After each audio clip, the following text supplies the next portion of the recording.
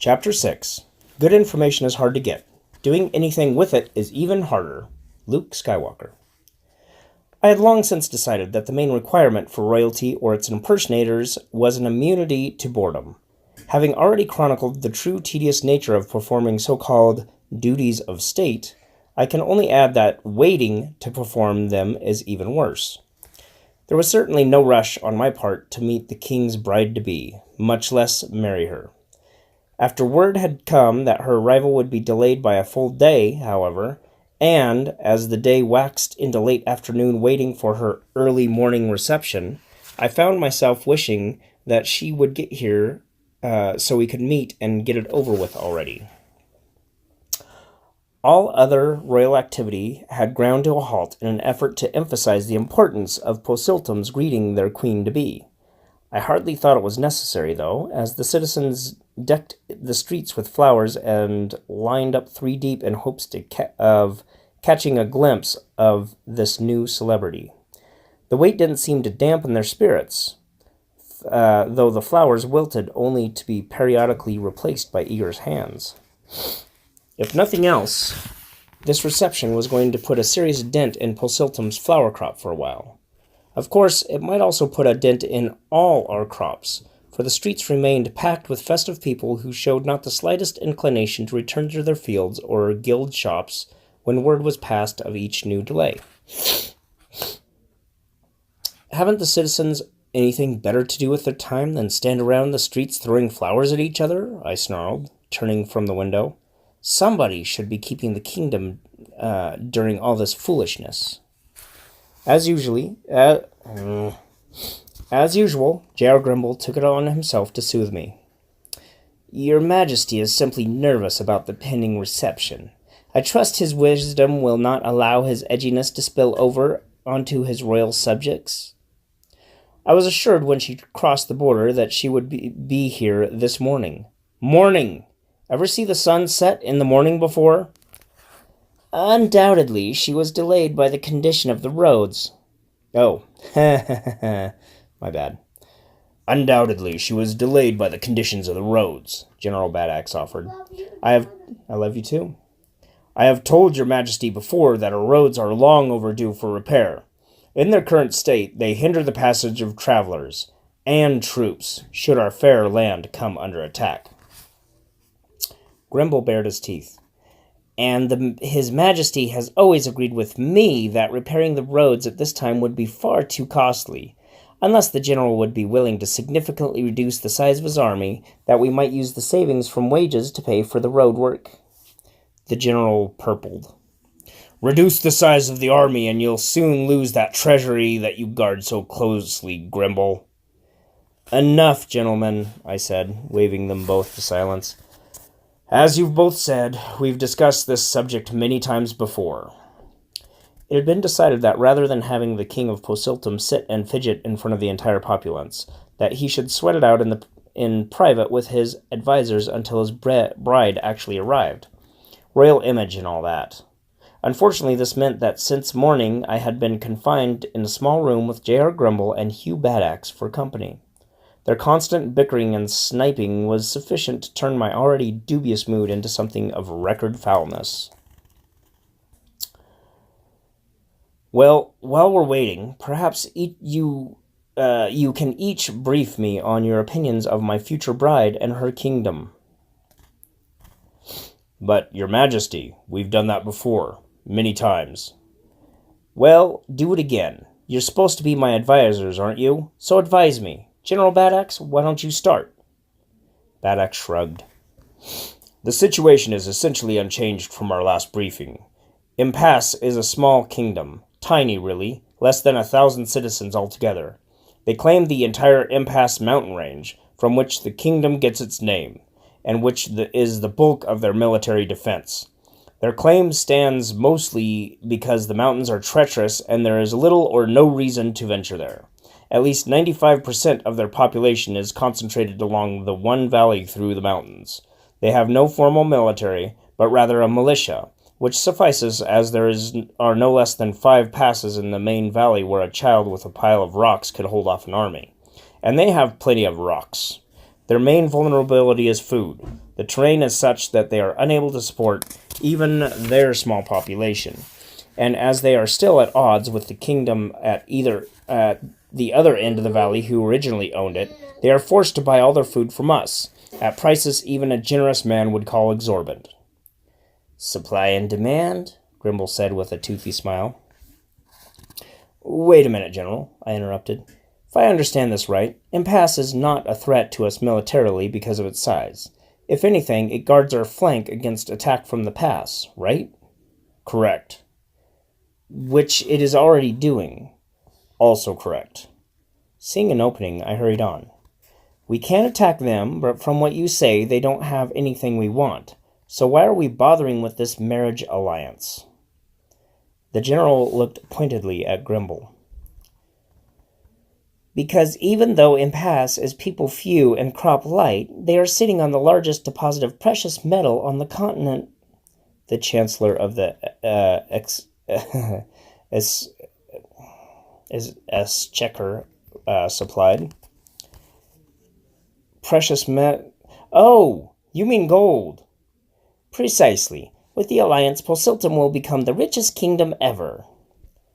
That hardly seems like sufficient reason to get married, I mumbled. Your Majesty's opinion on the subject are well known to us, Grimble nodded. You have expressed them often and long every time the possibilities of this marriage was broached. I am only glad that you finally gave your consent when the citizens of Posiltum threatened to revolt if you didn't accept the betrothal offer. That was only after you spread the word that such an alliance would significantly lower taxes, Grimble, Badak scowled. I said it might lower taxes, the Chancellor corrected innocently. Can I help it if the common folk jump to conclusions? Now that I had a clearer picture of the situation, I might have mustered a bit of sympathy for the king's predicament, if he hadn't stuck me in his stead. Enough about Impasse. Now give me your opinions of my bride-to-be. There was a brief moment of uncomfortable silence. Love you too. Impasse doesn't have a monarchy, Grimble said carefully. That is until recently. It was more a tribal state, where the...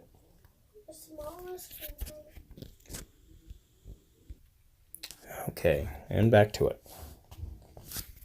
Wait. And back to it. Impasse doesn't have a monarchy, Grimble said carefully. That is, until recently. It was more of a tribal state, where the strongest ruled. When the last king died, however, his daughter Hemlock somehow managed to take over and maintain the throne, thereby establishing a royal line of sorts. Exactly how she did it is unclear. Some say that prior to the king's death, she managed to gain the loyalty of all the able-bodied fighters in the kingdom, thereby securing her claim from challenge, Vadok supplied. I held up a restraining hand. Gentlemen, what you're telling me are facts. I asked for your opinions. This time there was a long, uncomfortable silence. That good, huh? I grimaced. Your Majesty must remember, Grimble protested. We are being asked to express our hidden feelings about a woman who will soon be our queen. Not until the marriage, I growled. Right now, I am your king. Get my drift? They got it and swallowed hard. The words cold-blooded and ruthless come to mind, the general said, and that's the impression of a man who's made a career of the carnage of war. I'm sure the rumors that she murdered her father to gain control of the kingdom are exaggerated, Grimble argued weakly. But your Majesty would be well advised to insist on separate sleeping quarters, and even then sleep lightly and armed, the general concluded firmly. No difficulty should be encountered with separate quarters, Grimble leered. It's said Queen Hemlock has the morals of an alley cat. Terrific, I sighed. The Chancellor favored me with a paternal smile. Oh, there's no doubt that the entire kingdom, including myself, admires your Majesty for the sacrifices he is willing to make for his people. The The trouble was, only I knew who the king was only I knew who the king was willing to sacrifice. I studied Grimble's smile through hooded eyes, seeking desperately through my mind for something to disrupt his smug enjoyment of the situation. Suddenly, I found it. I've been meaning to ask, does anyone know the current whereabouts of our court magician? Grimble's smile disappeared like water on a hot skillet. He's gone, Your Majesty. What? Out on another of his madcap adventures? The Chancellor averted his eyes. No, I mean he's gone. Tendered his resignation and left. Tendered his resignation to whom? I pressed. On whose authority has he quit his post during this, my darkest hour? Mine, Your Majesty. What was that, Grimble? I couldn't quite hear you. Mine. I told him he could go. Grimble was sweating visibly now, which was fine by me. In fact, an idea was beginning to form in my mind.